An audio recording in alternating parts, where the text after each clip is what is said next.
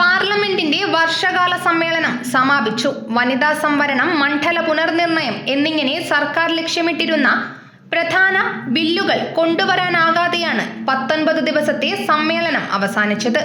NEET ചോദ്യപേപ്പർ ക്രമക്കേടും അയോധ്യ സംഭാവന കൊള്ളയുമൊക്കെ ഇരുസഭകളെയും പ്രക്ഷുബ്ധമാക്കി. പ്രതിപക്ഷ സമ്മർദ്ദത്തിനൊടുവിൽ FCRA ഭേദഗതി ബില്ല് സംയുക്ത പാർലമെന്ററി സമിതിക്ക് വിടേണ്ടി വന്നു. പരീക്ഷാ ക്രമക്കേടിൽ CJP പ്രക്ഷോഭത്തെ തുടർന്ന് വിദ്യാഭ്യാസ മന്ത്രി ധർമ്മേന്ദ്ര പ്രധാന്റെ രാജിയും പ്രധാനമന്ത്രി നരേന്ദ്രമോദിയുടെയും ആഭ്യന്തരമന്ത്രി അമിത് ഷായുടെയും അസാന്നിധ്യവുമൊക്കെ പ്രതിപക്ഷത്തിന് രാഷ്ട്രീയ ആയുധങ്ങളുമായി. പശ്ചിമ ബംഗാളിൽ ആദ്യമായി BJP ഭരണം, അസമിൽ ഭരണ തുടർച്ച, തൃണമൂൽ കോൺഗ്രസിലെയും ശിവസേന ഉദ്ധവ് പക്ഷത്തെയും പിളർപ്പോടെ ലോക്സഭയിൽ വർദ്ധിച്ച അംഗബലം എന്നിങ്ങനെ വലിയ ആത്മവിശ്വാസവുമായാണ് മോദി സർക്കാർ വർഷകാല സമ്മേളനത്തിന് തയ്യാറെടുത്തത്. നിർണായക ബില്ലുകൾ ഉൾപ്പെടെ പലതും സർക്കാരിന്റെ ലക്ഷ്യങ്ങളായിരുന്നു.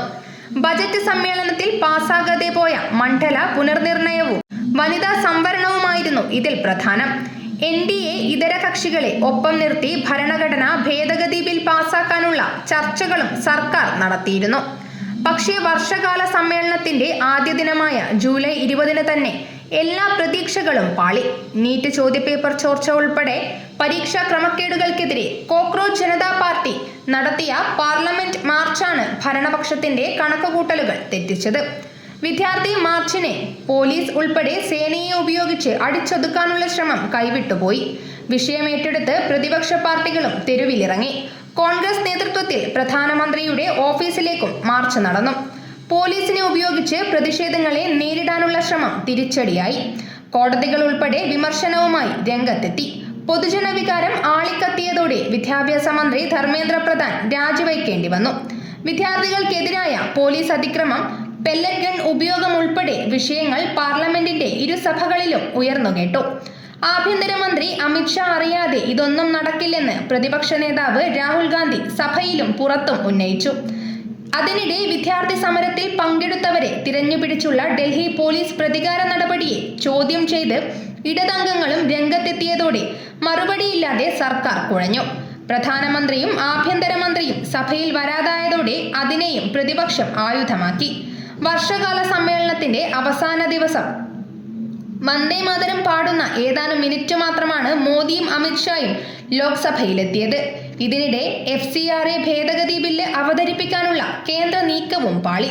ക്രൈസ്തവ സഭകളുടെ എതിർപ്പും പ്രതിപക്ഷത്തിന്റെ പ്രതിഷേധവും കടുത്തപ്പോൾ ആഭ്യന്തര സഹമന്ത്രി ബില്ല് JPCക്ക് വിടാനുള്ള പ്രമേയം അവതരിപ്പിക്കുകയായിരുന്നു. DMK ഉൾപ്പെടെ കക്ഷികൾ ഇന്ത്യ സഖ്യത്തിൽ നിന്ന് അകന്നിട്ടും സർക്കാരിനെ പ്രതിരോധിക്കാനായത് പ്രതിപക്ഷത്തിന്റെ നേട്ടമായാണ് വിലയിരുത്തുന്നത്. 12 ബില്ലുകളാണ് ഈ സമ്മേളനത്തിൽ പാസ്സായതെന്ന് പാർലമെന്ററി കാര്യമന്ത്രി കിരൺ റിജിജു അറിയിച്ചു. എന്നാൽ അത്ര നല്ല സമ്മേളനകാലമായിരുന്നില്ല. 19% ലോക്സഭയുടെ പ്രൊഡക്ടിവിറ്റി, രാജ്യസഭയുടേത് 39% അദ്ദേഹം കൂട്ടിച്ചേർത്തു. കേരളം എന്ന പേരുമാറ്റം, ധാതുഖനന ബില്ല്, NCDC ഭേദഗതി ബില്ല്, ട്രിബ്യൂണൽസ് പരിഷ്കരണ ബില്ല് എന്നിങ്ങനെ ബില്ലുകളാണ് ഈ കാലയളവ് പാസാക്കിയത്. എന്നാൽ ഒന്നിലും കാര്യമായ ചർച്ചകളൊന്നും നടന്നില്ല. വർഷകാല സമ്മേളനത്തിൽ പ്രതിപക്ഷ പ്രതിഷേധത്തിന് മുന്നിൽ വഴങ്ങേണ്ടി വന്നെങ്കിലും അടുത്ത സമ്മേളനത്തിൽ ഭരണഘടനാ ഭേദഗതി ബില്ലുകൾ ഉൾപ്പെടെ പാസാക്കാനായിരിക്കും സർക്കാർ ശ്രമിക്കുക. News bureau, Kannur media.